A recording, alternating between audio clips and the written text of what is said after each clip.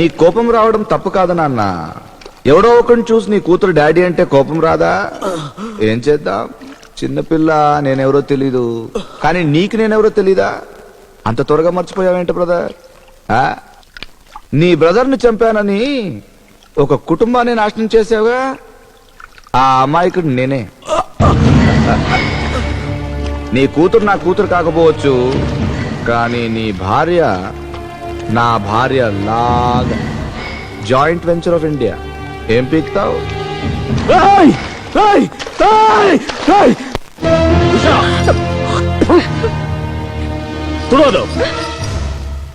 తుడవద్దు, తుడిచమని చంపేస్తాను.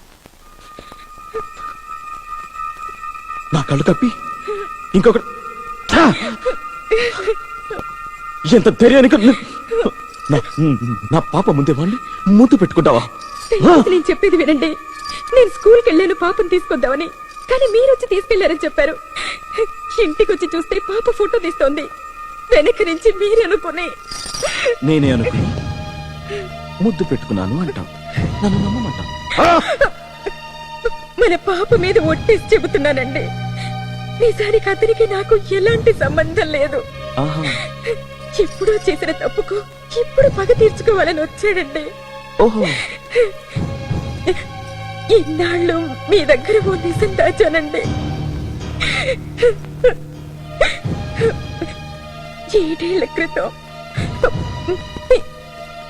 మీ అన్న కాళీ చనిపోయాడే. ఆ చావు కారణం కావాలని నేను అలా చేయలేదండి.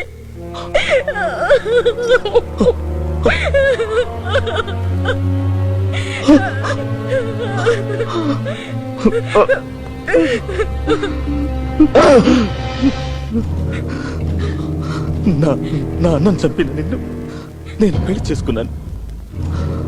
7 ఏళ్ళు నీతో కాపురం చేశాను. తప్పు చేశాను, తప్పు చేశాను. నా అన్నని చంపిన నిన్ను యు ఆర్ లక్కీ. తప్పు చేసినా కూడా సుమంగళిగా చస్తున్నా.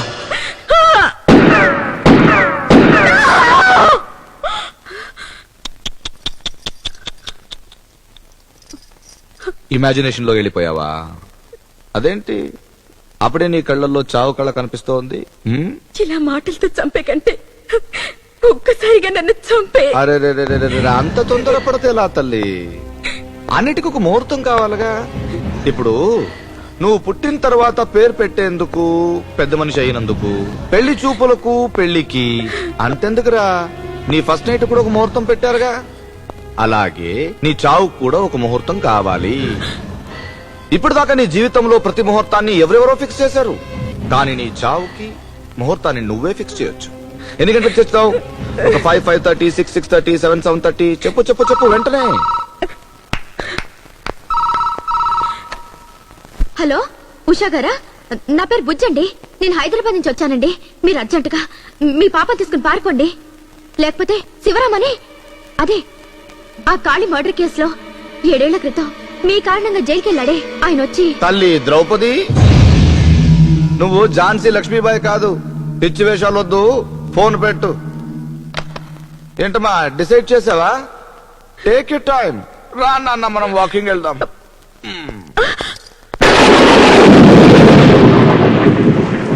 ఎక్కడికి తీసుకెళ్తున్నావు? నా పాపను ఎక్కడికి తీసుకెళ్తున్నావు? నిన్నే అడుగుతుంది. నా పాపను తీసుకెళ్తూ, నా పాపను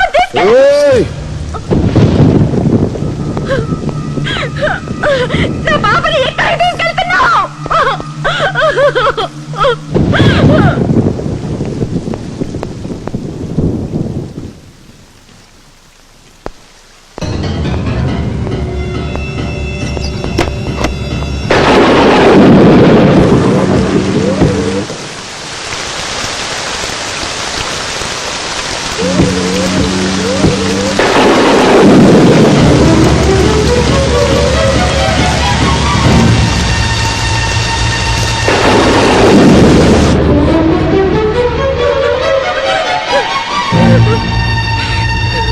మీరు అర్జెంట్ గా ఇక్కడి నుంచి పాపని తీసుకుని వెళ్ళిపోండి ప్లీజ్.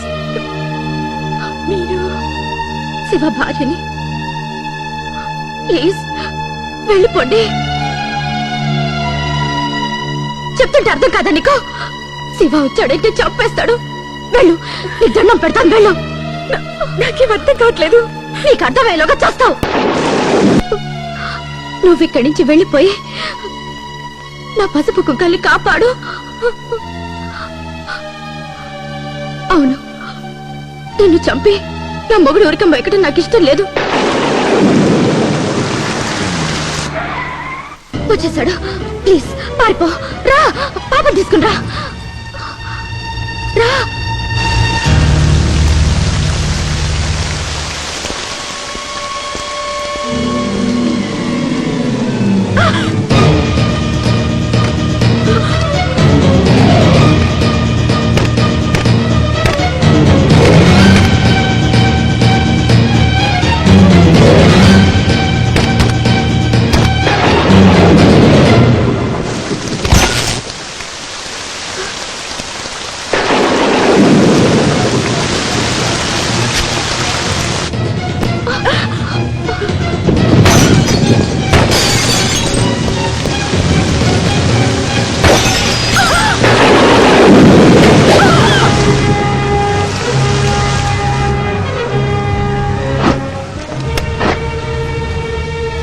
ఎక్కడికి?